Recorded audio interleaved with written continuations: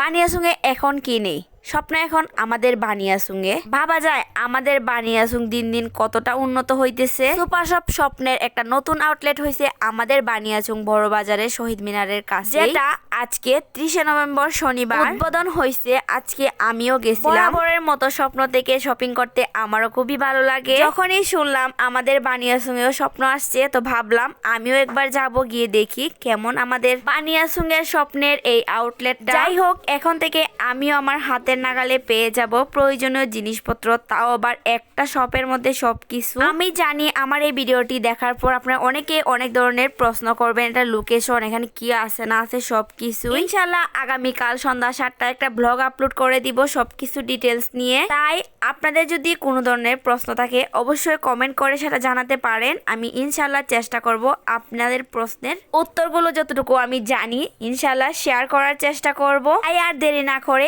এখনই আপনি কমেন্ট করে আপনার প্রশ্নগুলো করে নিতে পারেন। যাই হোক, আগামীকাল সন্ধ্যা 7টায় ব্লগটা কিন্তু কেউ মিস করবেন না। তো সবাই ভালো থাকেন, আল্লাহ হাফেজ।